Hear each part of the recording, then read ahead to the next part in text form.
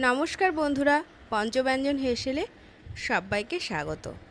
আজকের রেসিপি হলো এঁচোড়ের কোপ্তাকারি। তো সেজন্য এঁচোড় নিয়ে নিয়েছি, আলু সেদ্ধ নিয়ে নিয়েছি, এঁচোড়ও সেদ্ধ করা। তো এটা একটুখানি দানা হয়ে যাবে, এরকম এঁচোড়টাই আমাদের লাগবে। এটাকে মিক্সিতে একটু সামান্য ঘুরিয়ে নেব, মানে অন করব আর অফ করব। আর এদিকে আলুটাকে আমি দেখো হাত দিয়ে ম্যাশ করে নিচ্ছি। এটাও একটু সামান্য দানা দানা থাকবে, একেবারে যে ম্যাশ হয়ে যাবে সেরকম নয়। আর এঁচোড়ের সঙ্গে কিন্তু আমি 3টে লঙ্কাও পেস্ট করে নিয়েছি। তো এঁচোড়টাও আমি একসঙ্গে দিয়ে দিচ্ছি, দিয়ে এটাকে ভালোভাবে আগে মিক্সড করে নেব আলু আর এঁচোড়টাকে। তারপরে বাকি একটু বেসন লাগবে আর লবণ দেব, সেগুলো অ্যাড করব। দেখো এখানে আমার কিন্তু এঁচোড় আর আলুটাকে খুব সুন্দর করে মেশানো হয়ে গেছে। এখানে দিয়ে দিলাম পরিমাণ মতন লবণ আর একটু সামান্য পরিমাণে হলুদ দেব, কারণ রঙটা আসার জন্য, কারণ এঁচোড়টা একদম সাদা সাদা লাগছে, আলুটাও সাদা সাদা। আর এই সঙ্গে দিয়ে দিলাম 3 চামচ বেসন। তো 3 চামচে কিন্তু বেসনে হবে না, আমি বুঝতে পারছি, কিন্তু আমি একসঙ্গে বেসনটা দেব না, তাহলে কোনো রকমভাবে যদি শক্ত হয়ে যায় তাহলে কিন্তু কোপ্তাগুলো নরম থাকবে না, সফটনেসটা থাকবে না। সেজন্য আস্তে আস্তে দিতে থাকবো। এটা কিন্তু একদম যে পুরো মাখা মাখা হবে তা না, জাস্ট আঠালো ভাবটা আসলেই হয়ে যাবে, কারণ আলু রয়েছে। দেখো এখানে আমার আরও 3 চামচ বেসন লাগলো, সেটা দিয়ে আর কিন্তু মনে হচ্ছে লাগবে না। এবার এটাকে ভালো করে মেখে এটাকে ভাজতে হবে, ডিপ ফ্রাই হবে এটা। তো চলো, এবার এটা মাখা তো হয়ে গেল, এবার কড়াই বসিয়ে দিয়ে ডিপ ফ্রাই করার জন্য তারপরে বাকিটা তোমাদেরকে দেখাচ্ছি। তো কড়াই বসিয়ে দিয়েছি, কড়াই গরম হয়ে গেলে এখানে দিয়ে দিচ্ছি সাদা তেল, আর হাতে একটু তেল মাখিয়ে নিলাম, তাতে কোপ্তাগুলো গড়ার সময় সুবিধা হবে। এদিকে এটাকে 5 মিনিট রেস্টে যদিও রেখে দিয়েছিলাম বন্ধুরা, এটাকে 5 মিনিট রেস্টে রেখে দিলে ভালো সেট হবে। এবার এইভাবে আমি কোপ্তাগুলোকে গড়ে নিচ্ছি। এখানে তোমাদের যেরকম শেপ ইচ্ছে সেরকম শেপ দিতে পারো, এগুলো বলের মতনও গড়ে নিতে পারো বা ল্যাংচার মতনও গড়তে পারো, যেটা ইচ্ছে সেইভাবে গড়ো তোমরা। তো দেখো এদিকে আমার এক পার্ট হয়ে গেছে, আমি আবার এক পার্ট উল্টে দিয়েছি। দেখো এক ছাক কিন্তু আমার কোপ্তা রেডি হয়ে গেছে। আর এগুলো এত সুন্দর নরম হয় বন্ধুরা যে বলার মতন না। আবার কিছুটা ছেড়ে দিয়েছি। এইভাবে আমি বাকি সমস্ত কোপ্তাগুলো গড়ে নেব আগে। আর এই কোপ্তাকারির জন্য খুব বেশি মশলারও কিন্তু আমাদের প্রয়োজন হয় না, গরমের দিনে বেশ ভালো লাগে এগুলো খেতে।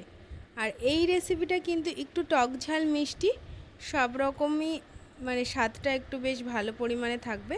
দেখো এখানে আমি দুটো গোলও করে দিয়েছি, গোলগুলো কিন্তু দেখতে বেশ ভালোই লাগছে, মনে হচ্ছে যেন এঁচোড় বল এঁচোড় বল। তো এইভাবে বাকিগুলো আমি সব ভেজে নিচ্ছি, ভেজে নিয়ে বাকিটা যাচ্ছি। তো এদিকে দেখো অন্য আর একটা কড়াই বসিয়ে দিয়েছি, এখানে দিয়ে দিলাম সাদা তেল। এর মধ্যে এবার দিয়ে দেব ফোড়ন। তেলটা গরম হলে দিয়ে দিচ্ছি খানিকটা গোটা সাজিরে, তারপরে দিয়ে দেব একটু শুকনো লঙ্কা, আর দেব একটু গোটা গরম মশলার মধ্যে দারচিনি, লবঙ্গ আর এলাচ। এটাও খুব বেশি পরিমাণে না, ওই দুটো একটা করে দিয়ে দেব, ব্যাস। এবার এর মধ্যে এটার যেই ভাজা সুগন্ধটা বেরিয়ে যাবে, এর মধ্যে দিয়ে দিচ্ছি আমি কেটে রাখা ডুমো করে আলু। এই আলুটাকে আমি লবণ আর হলুদ দিয়ে ভালোভাবে এটাকে কিন্তু ভাজা করে নিতে হবে, যাতে বেশ ভিতরটা ভালো করে নরম হয়ে যায়। তো এখানে হলুদ দিয়ে দিলাম আর সামান্য পরিমাণে দিয়ে দেব লবণ, আলুর পরিমাণের মতন। তো তারপরে এটাকে আমি ঢাকা দিয়ে বেশ খানিকক্ষণ রাখবো, যাতে ভিতর থেকে ভালোভাবে এটা নরম হয়ে যায়। এদিকে আমার কোপ্তাগুলো সব গড়া হয়ে গেছে যেহেতু, এবার কারিটাতে চলে এসেছি পুরোপুরি। তো এবার আমি ঢাকা দিয়ে কিছুক্ষণের জন্য রেখে দিচ্ছি। এবার ফিরে আসলাম, দেখো আলুগুলো কিন্তু হয়ে গেছে, বেশ সুন্দর করে নরম হয়ে গেছে আলুগুলো। এবার আমি এর মধ্যে দিয়ে দেব 2 চামচ আদা, জিরে আর ধনে বাটা।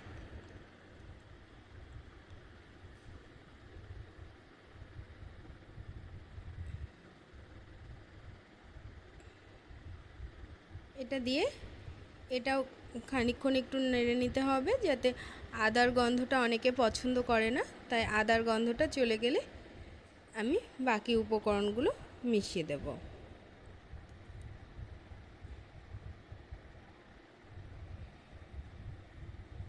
দেখো মশলা থেকে কিন্তু তেল ছাড়তে শুরু করে দিয়েছে। এবার আমি দিয়ে দেব এর মধ্যে টমেটো পেস্ট।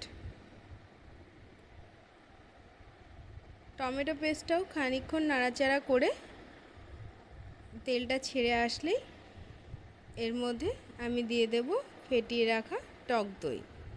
এটা বেশ একটু টক টক ঝাল ঝাল এরকম হবে। এই টক দইটাকে আমি পুরোটাকেই টক দইটা দিয়ে দেব।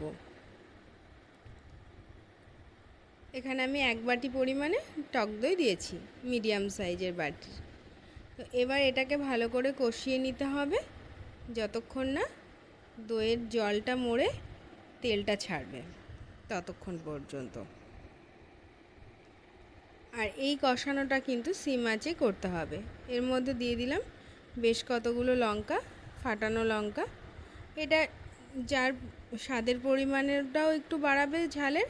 আর সবথেকে বড় কথা যেটা, সেটা হচ্ছে এই কাঁচা লঙ্কার গন্ধটা কিন্তু দইয়ের সঙ্গে খুব ভালো মানান যায়। তো সেই জন্যই কিন্তু এই লঙ্কাটা আমি দিলাম। দেখো এদিকে কিন্তু দই থেকে বেশ তেল বেরিয়ে গেছে। এর মধ্যে দিয়ে দিলাম সামান্য জল। এরপরে আরেকটু জল আমি অ্যাড করে দেব। এর মধ্যে দিয়ে দিচ্ছি লবণ, কারণ লবণটা কিন্তু দই এবং টমেটোর সময় দেওয়া হয়নি। আর দিয়ে দিলাম একটু চিনি। এবার জল দেওয়া হয়ে গেছে, এবার ঢাকা দিয়ে দিলাম। ফুটে গেলে এর মধ্যে দিয়ে দিতে হবে ভেজে রাখা কোপ্তাগুলো। দেখো কোপ্তাগুলো কত সফট হয়েছে আর কত নরম হয়েছে। দেখো গোলগুলো কিন্তু দেখতে বেশ সুন্দর লাগছে। এভাবে সব কোপ্তাগুলোকে আমি দিয়ে দিচ্ছি ঝোলের মধ্যে, দিয়ে সামান্য নাড়াচাড়া করে নামিয়ে নিলেই কিন্তু রেডি হয়ে যাবে।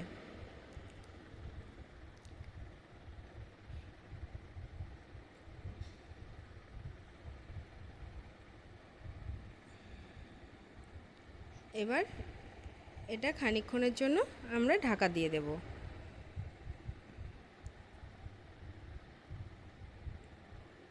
এবার ফিরে আসছি, এসে এবার সামান্য দিয়ে দেব এর মধ্যে ভেজে রাখা গুঁড়ো মশলা। আর কিছু কিন্তু এটাতে প্রয়োজন হবে না, কারণ দই আর টমেটোর যে স্বাদটা সেটা কিন্তু ভরপুরভাবে এটার মধ্যে থাকলেই এই রেসিপিটা কিন্তু তাতেই সুন্দর লাগবে।